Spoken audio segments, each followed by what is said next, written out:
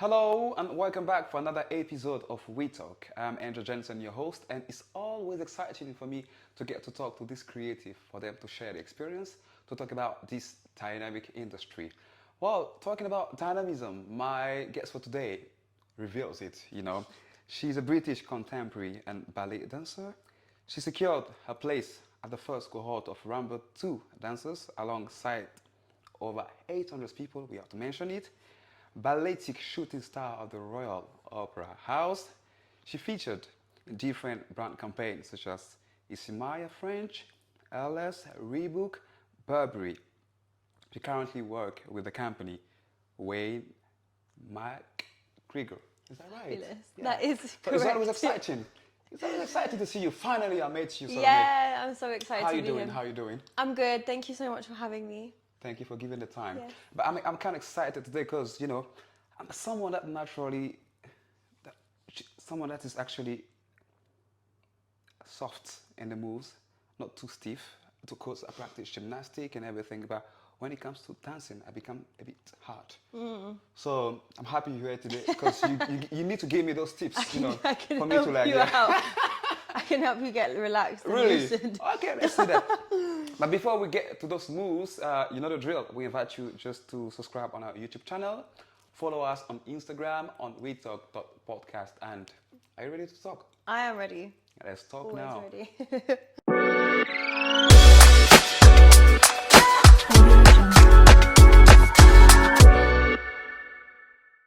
So tell me, Salome, how did you get to this dancing system? How does the love of dancing came from? Where did it come from, the love of dancing? So, my mum used to dance when she was younger. She did more African dance, actually, rather than like ballet. But she then also did like gymnastics. And as kids, like me and my brothers, like we were always like very hyperactive. So Okay. she would put us into like after school activities and things like that. And dancing was just one of the things that she offered that I could take up as an extracurricular. Okay. And yeah, I started really young when I was 3 years old. Oh, wow. Yeah, 3 years baby, old. running It's around. pretty early. Yeah, It's pretty early, right? yeah, straight out the womb I started.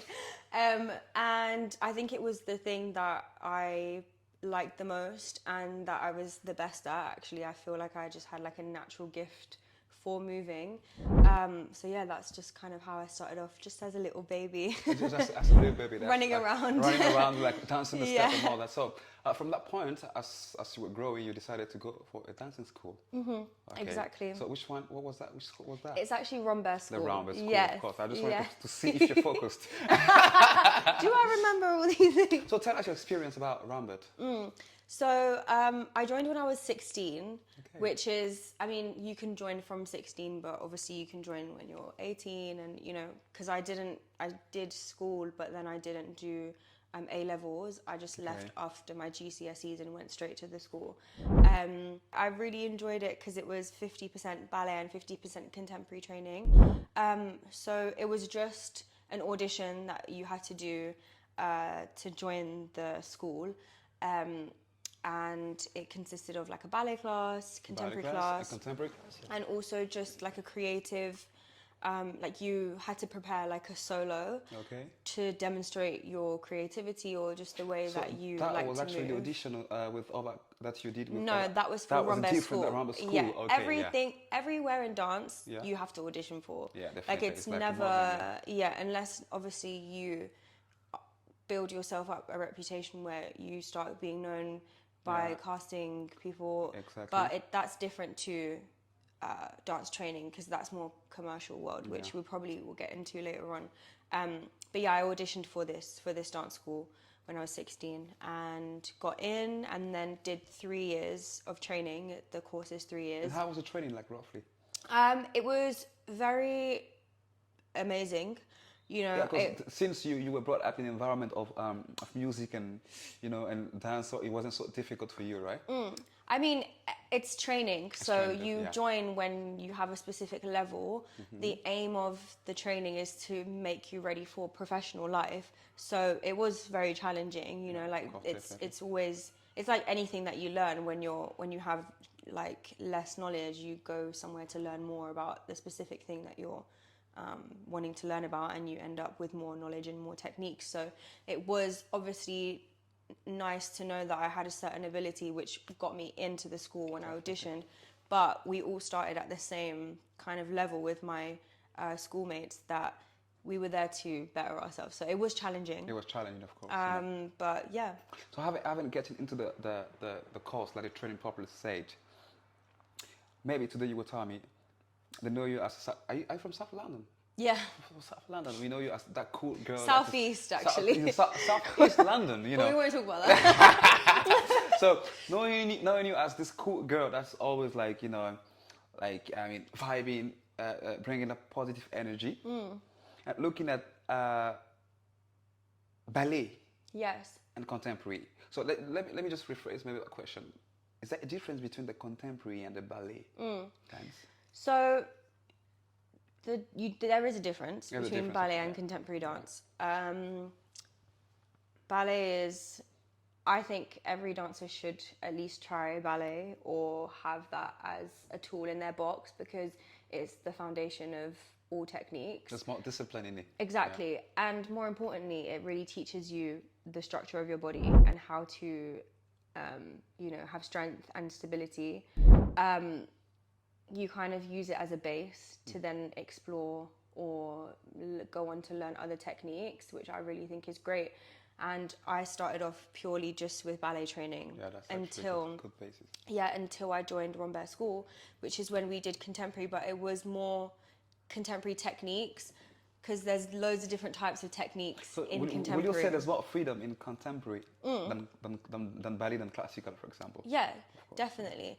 But it depends also, again, because with ballet, you obviously have the ballet technique and ballet training, but there are a lot of choreographers who were ballet choreographers and choreographed on ballet companies, but their movement was actually quite freeing, in a sense that you still obviously have the staple technique, but once you learn the fundamentals of that, you can then build on top of it and actually have something really beautiful. Someone had this argument with a friend of mine, because I have a little musical background, so I was like, contemporary music, you know, and like classical music is very different, because when you're maybe a classical singer, everything is just like, I mean, yeah, it's just not like that. You just have to, like, the position of yourself, and even the training with the voices is kind of different things, you know. Like I said, I just wanted to continue the classical things. I wanted, or I still want to have a career in classical music. Maybe things are changing as you're growing, because it's a very disciplined thing that you have to do. The vocal training and the way you have to position yourself according to the music and the microphone. Yeah. So when you haven't got that kind of training and ballet training, when you explore other style, it comes very, very easy. Yeah, I feel like, as I was saying, like ballet really is like the fundamental of all dance techniques. Like, obviously, as I said to you, I started out with ballet, but I was also doing contemporary alongside that. Now that also is contemporary technique, so it was still very disciplined and rigid in the way that we were being taught these techniques. But then I had the opportunity to go and explore by myself the way I wanted to move. But I already had those tools from my training, so that allowed me to be able to build my own technique in the way that I like to move and have more freedom, as you say. So So tell us quickly about your experience at the Rumba 2, the competition. Yeah. The audition. The audition. Okay. Yeah. So how did you find yourself? Because as a cool, powerful black lady among a lot of people. So how did you find yourself, and how did you experience it? So the audition was really intense. It was more intense than any other audition I'd done, because it was 4 days. Usually an audition is a day or 2 days, but this one was 4 days, and obviously it's because there was 800 people from all across the world who came for this audition. So, I mean, I just kind of have this mentality that I'm not stressed, because I feel like if you try and overthink things and you really, really want something, and you're like, it kind of chokeholds the whole experience, and also you kind of, how to put it, you kind of, like... lose control of you fumble yourself. You fumble yourself, you know, so I've always been very passionate about dancing, but I don't take it too seriously. I feel like when you take it too seriously, it messes it up for you. That's a major point in everything. You know, you can just work hard on everything you're doing, but you just need to don't take it too serious. Because then that's when you get nervous. Well, for me, anyways, I know that if I really want, like, if I was really wanted this audition, I knew I would have probably done something wrong, and I definitely did things wrong in the audition. Do you know what I mean? But it's just the energy that you're portraying. You have to just have enough confidence in yourself to know that, okay, like, what I'm bringing is myself and my authenticity, and they're either going to like it or they're not going to like it. And if they don't like it, it doesn't mean that you're not good. It just means that you suit somewhere else, not this specific place. You know. Definitely. So then I joined Rambert Company after the year at Rambert 2 was done, and stayed for a year and a half, I think, maybe 2 years. This was when COVID struck us. COVID. So how was the experience at the Rambert Company? I really liked it. I really liked the year that I was, or a year and a half that I was there. It was really nice also because I'd had an opportunity to work with them already, like the dancers. Yeah. So we were quite close. Obviously, Rambert 2 and Rambert are in the same building, so we saw the dancers all the time, and it was really fun, and it was a great experience, and the pieces that we did. I really enjoyed. Okay. Yeah. Which one of the pieces that you really enjoyed during the... So this is actually quite funny, but I've got some videos. I've watched some of the videos where you're like, come on, she's kind of different when she's on stage. You know. I did a piece by Wayne McGregor. Oh, okay. Which is actually... You had plans. Yeah. You had plans, this lady. You had the plan. You had a plan. You had a plan. No. You had a plan. You were like, I need to strike. Yeah, you know? exactly. I'm thinking, you know. Of the future, thinking, always thinking. No, but I actually, like, I'd heard of Wayne McGregor's work before, and somebody had said to me, like, you should join the company. But I was like, I want to stay at Rambert. Like, this is like my family. Like, let me just stay at Rambert. I was like, this is my family. Like, I love it here. Obviously, I was comfortable. But we did do a piece by Wayne McGregor, for one of our shows, and it's called Presentient. And I absolutely love that piece. There's like this 5-minute solo that you do at the beginning, and I was like the girl that did the 5-minute solo, like, on stage by myself. What comes to your mind when you're on stage and you're performing something? So my preparation also, before we even, like, before the curtain goes up, I'm like blasting like rap, like hardcore rap. Actually, what relaxes me and gets me in the zone. Fair enough. I used to get nervous when I was performing, because I was young and, you know, I didn't have much experience. Now I'm experienced. I've understood and, like, learnt techniques that help me calm my nerves. We're humans. We're not robots. So you always have a chance that you make a mistake. But I think definitely knowing what I'm doing 100%, first of all, is going to help me not be so nervous. I don't know. I kind of go into like a trance. I'm almost like not really myself. Like I'm the being, you know, like I'm just the vessel. At what time you decided to leave Rambert? Tell me. Honestly, I'm somebody who needs constant change. I like exploring different things. I like being able to do a lot of things, and it was just time for me. Like, I had enjoyed my time there. I'd gotten a lot out of it. And I was just like, I want to do something else. I want to, you know, try and have a crack at this by myself and do a bit of freelance work. Also because, you know, once I started getting a bit of recognition from my time at Rambert, I started getting more commercial jobs. And commercial jobs for any dancer. So definitely, I think you wanted to be independent, so that's why you decided to go into like freelance work and exploring all the other side of creativity. And I wanted to be able to do like those things that you mentioned, you know, like the Burberry campaign, the Reebok campaign, the Elise. Like, I couldn't. You can't say do it out, that. girl. You got things. Say it out, girl. You can't really do that when you're in a full-time company. You know, you don't have the time. So I was just like, you know what? I'm gonna leave. I'm gonna do my thing. Left for 2 years. You graduated, master in dance and everything. You're talented. You have a lot of creativity in your garden. So, I mean, creativity, there's dancing, there's modeling as well, and commercial. So what's the first thing that comes to your mind? What's the first audition or what's the first business you want to land into?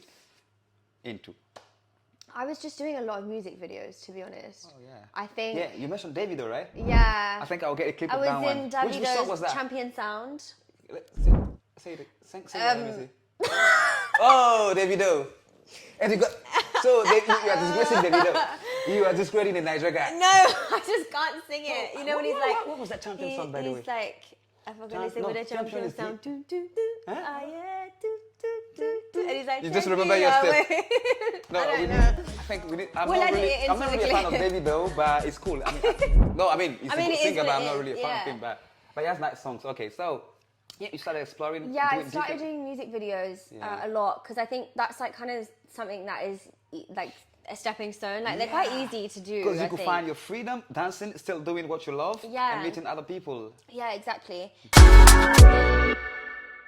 You think I can't say you think you are the best, but you are the best. You're your You're own so best. sure. You're Yeah, so sure, but you exactly. get about 5 or 1,000 people that have the same talent as you. Exactly, So at this point, it even becomes and a even bit better, terrible, you know. Which is why also I really did enjoy freelancing because sometimes in a company you are in this bubble where like because you're with the same people all the time, you don't actually realize what's out there. And like when you do get out there, you're like, shit. Like there's so many things are happening out here. Yeah, exactly. Yeah.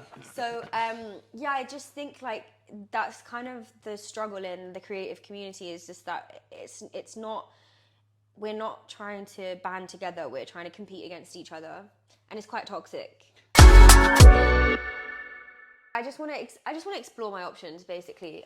You know, like I've done a bit of movement direction and choreography as well, but so maybe I'll explore that. But yeah, I just take life as it is, and I have goals for myself that aren't specific. They're just like, you know, I mean the diversity. That will happen when you have a lot of talents. It's true. So you don't know what to options. put. Yeah, you got options. literally. So on that note, I think we're gonna close that. Okay. That's We're fine. gonna close that. You know, Salome, thank you for coming again, and we wish we see more video of you dancing. Which one is that one? This is swearing, actually. Sorry, guys. It's this way. So we're very glad to have you on board, and Thank you wish for you all the having me. best. Yes. Wish you all the best. Can we in high everything five? you're doing. So on that note, before that, don't forget to follow Salome on Instagram. It's Salome Prisac, yeah. Salome Prisac. She's bringing out the French touch now. Yeah, follow me on Instagram at Salome Prisac. And we talk.